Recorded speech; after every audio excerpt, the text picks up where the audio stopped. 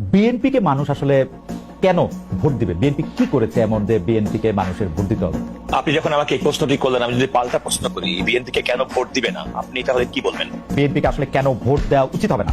আমরা বিএনপির শাসনামল 2001 থেকে 2006 সাল যেটি দেখেছি সেটি দেখেছি ঘুষ দুর্নীতি দুঃশাসন অপশাসনের একটি মহোৎসব। দুর্নীতিতে চ্যাম্পিয়ন হতে দেখেছি আমরা বিএনপিকে। 10টা কষ্টের প্রবেশ দেখেছি, বিরোধী দলের নেতার সমাবেশে গ্রেনেড হামলা দেখেছি, তত্ত্বাবধায়ক সরকার ব্যবস্থা ধ্বংস করে একজন মাত্র বিচারককে প্রধান বিচারপতি এবং তত্ত্বাবধায়ক সরকার ব্যবস্থা প্রধান রাখার জন্য সংবিধান পরিবর্তন করতে দেখেছি।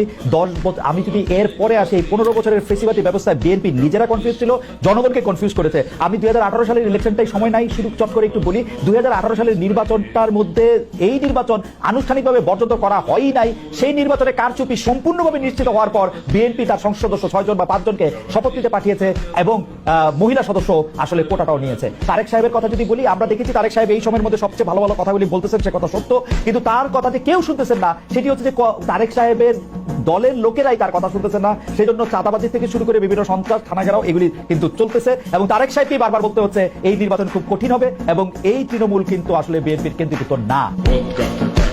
Но никак иначе, слезы на щеках, ты че дура плачешь?